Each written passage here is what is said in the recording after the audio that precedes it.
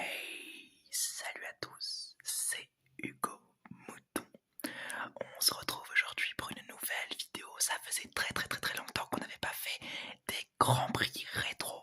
Alors, ce Grand Prix rétro, il m'a été proposé et l'idée m'a été donnée d'en refaire un déjà sur cette petite semaine de non-Grand Prix. Donc j'en profite et l'idée du Grand Prix et surtout du lieu m'a été donnée par Jean Escalier, visiblement un nouvel abonné qui est très présent. Merci à toi si tu m'écoutes. Et oui, donc je vais vous faire un petit rétro pour préparer le Grand Prix de Melbourne que nous allons avoir ce week-end. Je vous sors cette vidéo qui va vous mettre en jambes sur la même piste et on va prendre une machine à remonter dans le temps et revenir en 2001. Donc, une petite remise dans le contexte, une petite chose que j'ai l'habitude de faire dans mes Grands Prix rétro. C'est le premier Grand Prix de la saison 2001 que j'ai choisi, car c'est le premier Grand Prix de Alonso, Kimi Raikkonen et Juan Pablo Montoya, surtout pour Kimi Raikkonen. Je vous en parlerai pourquoi à la fin de la vidéo. Alors, un petit tour du paddock. Il y a 22 voitures sur la grille à cette époque-là. Donc, il y a les écuries connues, qu'on connaît, hein, voilà. Il y a Ferrari, McLaren, Williams, BMW, enfin McLaren, Mercedes, Williams, BMW et Sauber, Petronas qui sont encore aujourd'hui sur la piste avec des changements d'appellation. Et également des mythiques écuries qui ne sont malheureusement plus là, comme Jordans, Benetton, Minardi ou Prost. C'est d'ailleurs la dernière année de l'écurie française. La grille est également complétée avec des écuries qui auront fait des passages plus anecdotiques comme Bar, Honda, Arrows ou Jaguar. Bien sûr, les pilotes mythiques peuplent la grille avec certains duos légendaires. Le duo Ferrari, Rubens Barrichello et Michael Schumacher, probablement un des duos les plus connus en Formule 1. Le duo McLaren, Coulthard et Hakkinen, le duo qui aura fait le plus chier la Scuderia durant les années 98 jusqu'aux années 2002. Et des champions du monde passés ou futurs, comme Jacques Villeneuve, qui a été champion en 97, Raikkonen, champion en 2007, Button, champion en 2009, ou Alonso, double champion en 2005 et 2006. Également, certains très bons pilotes sont là, qui n'ont jamais remporté de titre de champion du monde, quoique ils auraient pu, vu leur talent, comme Fisichella, qui était surtout un bon second pilote, Irvine qui a joué le titre en 99, Montoya qui aurait mérité mieux en Formule 1, Olivier Panis, dernier vainqueur français avant Pierre Gasly et Esteban Ocon récemment, Jarno Trulli qui a marqué l'histoire de ces années, plutôt des années 2000, Jarno Trulli, ça a été un pilote plutôt bon qui aurait peut-être mérité mieux à des moments. Ralf Schumacher, le frère de son illustre frère de Schumacher, Frentzen qui aura été second en 97, donc il est passé assez proche du titre, et Heidfeld qui aura été un bon pilote durant toutes les années 2000 également. Alors, après avoir fait le tour du paddock, on va aussi parler des écuries et de ce qui se passe à ce moment-là. Alors déjà les écuries, donc c'est, comme je l'ai dit, il y a 11 écuries et à l'époque il y a encore les ravitaillements en essence et les différents pneumatiques, alors pas les différents pneumatiques mais les différents manufacturiers, Michelin et Bridgestone. Les Ferrari sont équipés de Bridgestone par exemple, comme les McLaren si je dis pas de bêtises, et les BMW sont-elles équipées de Michelin, voilà, pour vous faire une idée. Donc il y a encore cette bataille de manufacturiers et les pneus ont donc encore plus une grosse importance qu'ils ont aujourd'hui. Déjà que les pneus sont très importants dans notre F1 actuel. À l'époque, les composés de pneus changent et varient entre deux écuries. C'est pas les mêmes, donc c'était vraiment une très belle époque.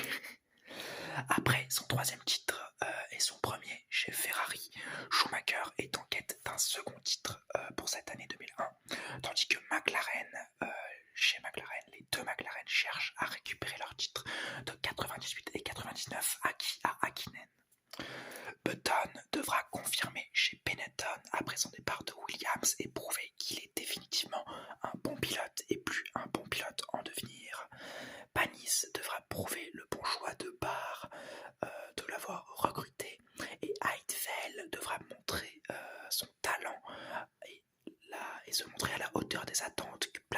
Sauber d'aller le débaucher de chez Prost. Commençons ce Grand Prix qui va être assez long, hein, je vous l'avoue. En FP1, la première session de l'année 2001 commence sur un beau soleil. Barrichello est inspiré et réalise le premier temps devant son coéquipier Schumacher et devant les deux McLaren. Ralf Schumacher et Montoya ont du mal avec la piste et manquent d'abîmer leur voiture en sortant de la piste à plusieurs reprises.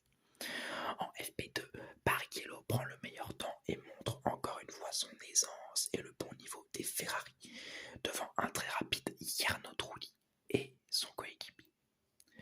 Le moteur de Tarsa Marquez casse en début de session et met de l'huile sur la piste. Irvine et Button voient leurs pneus se dégonfler et les drapeaux rouges sont agités après le blocage des pneus de Luciano Burti qui le fait sortir de la piste et qui casse sa voiture. Frentzen se met dehors dans un bac à gravier au virage 6. Tout ceci embrouille Schumacher qui, voyant les drapeaux jaunes au dernier moment, freine mais il glisse sur l'huile du moteur de Marquez, part en tête à queue et tape le mur en partant en tonneau derrière. La monoplace est détruite mais le pilote s'en sort indemne et en FP3, la monoplace de l'Allemand qui est champion du monde a été réparé durant la nuit. Il est allé à l'hôpital, visiblement tout va bien, et visiblement tout va très bien puisqu'il établit le meilleur temps de cette troisième séance suivie des McLaren, Barrichello et Verstappen. Jos Verstappen, le père de notre Max Verstappen cette année en F1. D'ailleurs, ce même Verstappen souffre de problèmes moteurs et abandonne la session après un bon temps. En FP4, étant donné qu'il y a 4 sessions d'essai à cette période, avant la qualif, Coulthard prend le meilleur temps et Raikkonen est 7ème. La qualification. Alors une qualification, c'est comme ce que je vous avais dit dans la vidéo, ma vidéo historique sur la qualification. Je vous invite à aller la regarder. Normalement, je vais vous la mettre dans le petit en haut à droite. Les qualifications à cette époque-là, c'est l'ancien format, même pas le format de chacun en tour. Non. Là, c'est une séance de qualification de 1 heure où chaque pilote a 12 tours pour établir le meilleur temps. Le meilleur temps est d'ailleurs établi par Schumacher qui vient prendre sa 33e pole en carrière devant Hakkinen qui n'est que 3ème, qui a été battu dans les derniers instants par Barrichello qui a bien géré son dernier passage. Les McLaren semblent souffrir de problèmes d'équilibre durant cette qualification et Coulthard n'est que 6ème. Villeneuve a percuté Montoya lors de son passage de qualification, mais il est quand même 8ème. Montoya, quant à lui, est 11ème. C'est le meilleur des rookies. Raikkonen est 13ème et Alonso 19ème. Il s'est raté lors de 2 passages, ce qui a sûrement un peu entamé ses temps. Marquez, torso, est en dessous de la règle des 107%. Alors je vais vous la réexpliquer, la règle des 107%. Schumacher a établi un temps. En l'occurrence, imaginons qu'il avait établi 1 minute. Eh bien, Marquez torso n'a pas établi un temps au-dessus de 1 minute 7. On ne doit pas excéder les 107%. En fait, tu prends le temps et tu fais les 107% de ce temps-là. Si ça excède, normalement tu n'es pas qualifié. Mais Minardi, qui est l'écurie de Marquez torso, fait appel et comme ils veulent pas, enfin il y a pas, c'est pas comme à l'époque où il y avait des préqualifications et toutes ces choses-là. Là, les commissaires sont cléments et laissent prendre le départ au pilote brésilien, si je ne dis pas de bêtises. Avant la course, il y a un petit warm-up, c'est 30 minutes de roulage avant la course. Alors je ne connaissais pas cette règle, je les ai découvertes durant la préparation de cette vidéo. Et donc pendant ce petit warm-up, c'est Coulthard qui est le plus rapide devant Hakkinen, Verstappen et Bernoulli casse son aileron avant durant la session. C'est un petit peu confus, excusez-moi. Il est le plus rapide devant Hakkinen et Verstappen et Bernoulli, lui, il n'est pas du tout rapide et il casse son aileron durant la session. Mais il peut quand même prendre part à la course. Je vais vous donner la grille de départ avant qu'on parle de cette fameuse course. Schumacher est premier, Barrichello est 2ème, Hakkinen est 3ème, Heinz Harald Frentzen. Et quatrième, Schumacher, Ralph cette fois-ci. Et cinquième, Coulthard et sixième, Trulli. Et septième, Villeneuve et huitième, Panis. Neuvième, Heidfeld et dixième, Montoya. Et onzième, Irvine. Douzième, Raikkonen et treizième, Alboreto. Et quatorzième, Verstappen. Et quinzième, Button. Et 16e, Fisichella. Et 17e, Bernoldi. Et 18e, Alonso. Et 19e, Mazzacon. Et 20e, Burti. Et 21e, et Marquez. Et 22e. Il y a beaucoup de noms qu'on ne connaît plus aujourd'hui.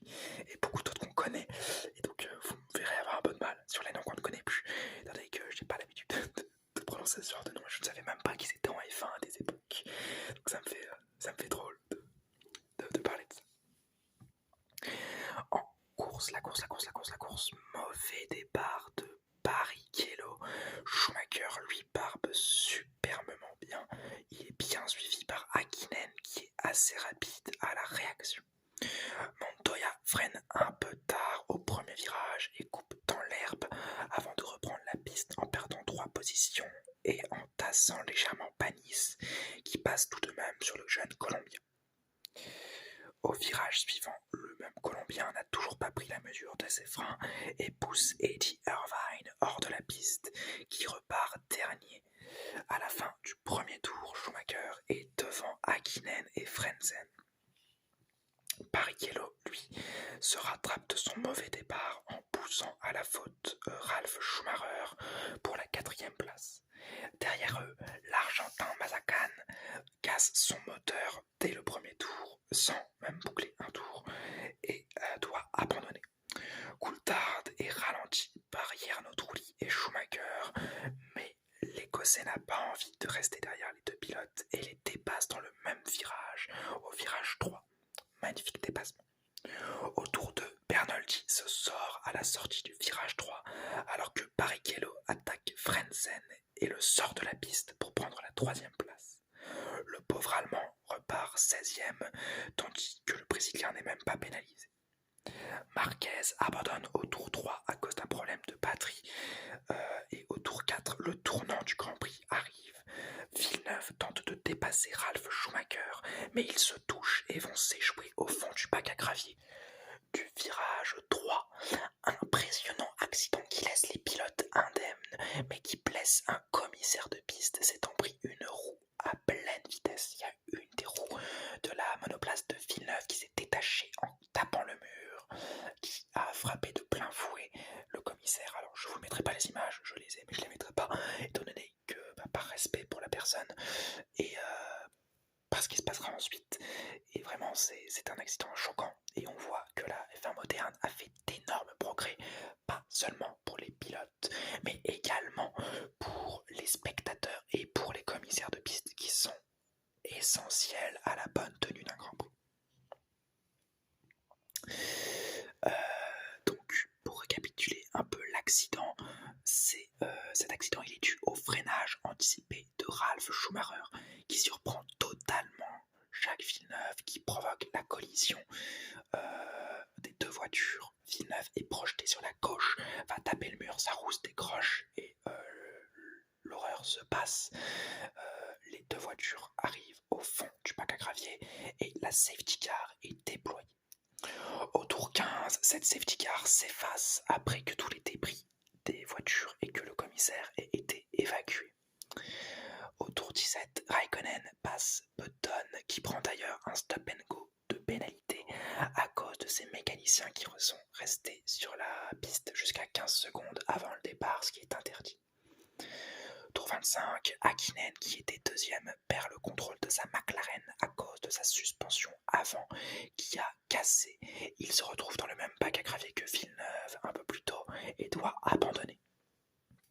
Tour 31, Trulli, qui a hérité de la 4e place, se voit dépassé par Olivier Panis à cause de son moteur défectueux qui se confirme à nouveau avec le dépassement de Heidfeld 2 boucles plus loin. Au tour 34, Alonso ressort des stands et ralentit très légèrement Barrichello, qui se fait alors passer au virage 3 par David Coulthard par l'extérieur. Deuxième fois que l'Écossais nous fait ce magnifique dépassement dans le même Grand Prix, il a l'air très à l'aise. Tour 37, Schumacher laisse la tête de course pour son seul arrêt à Coulthard, tandis qu'au tour 38, Trulli abandonne. Au tour 41, Coulthard pite une seconde fois et ressort deuxième à 10 secondes devant Barrichello, mais aussi à 10 secondes derrière le Baron Rouge. Dans le même tour, Montoya abandonne son premier Grand Prix sur problème moteur. Au tour 45, Heidfeld défend sa 5e place sur Heinz-Harald Frenzel, alors que Raikkonen les suit d'assez loin, mais les suit quand même. Tour 58, Schumacher gagne en Australie pour le premier Grand Prix de l'année devant Coulthard et Barrichello. Panis passe la ligne en 4e, mais il a dépassé durant la safety car et prend donc 25 secondes de pénalité, tout comme Jos Verstappen, le faisant passer 7e et hors des points alors qu'il était promis à une belle 4e place. Je vais vous donner la grille d'arrivée. Schumacher est premier avec le meilleur temps en course, mais à cette époque-là, le meilleur temps en course ne compte pas. Coulthard est 2e, Barrichello est 3e, Heidfeld est 4e, Frenzen est 5e, Raikkonen est 6e et marque un point pour son premier Grand Prix de sa vie, en fait, son premier Grand Prix de Formule 1. Panis est 7e avec 25 secondes de pénalité, Burti est 8e, Alesi est 9e, Verstappen, Jos est 10e avec 25 secondes de pénalité, Eddie Irvine est 11e, Alonso est 12e, Fisichella est 13e, Button est 14e, Montoya est 15e, DNF, Trulli 16e, DNF, Hakkinen 17e, DNF, Schumacher 18e, DNF, Villeneuve 19e, DNF, Marquez 20e, DNF, Bernoldi est 21e, DNF, Mazzacone est 22e, encore un DNF. Je vais vous parler un peu de ce Grand Prix. Ce Grand Prix qui aurait été très très cool. Je remercie encore une fois Jean Escalier de m'avoir proposé cette destination pour un Grand Prix rétro, parce que j'allais faire un Grand Prix rétro, quoique j'hésitais un peu pour un Grand Prix d'actualité, mais quand même vraiment encore merci, parce que c'est une bonne idée de préparer le terrain pour l'Australie. Mais bon, je pense avoir un don pour choisir les pires Grands Prix rétro.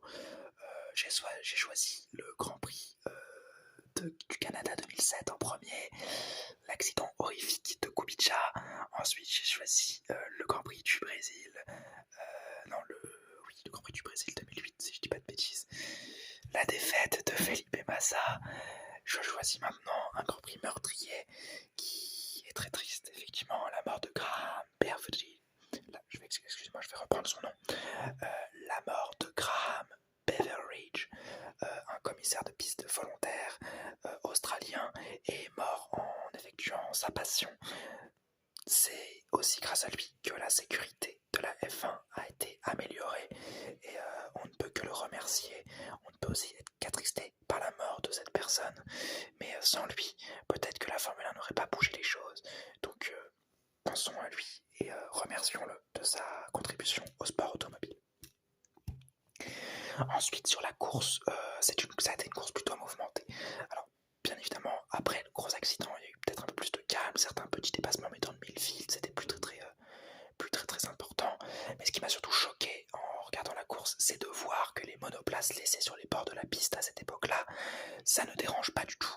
La monoplace de Bernoldi, il se crache, il se fout dans le mur à la sortie du virage 3, dans la ligne droite, elle est laissée là jusqu'à l'accident de Villeneuve et de Schumacher en fait.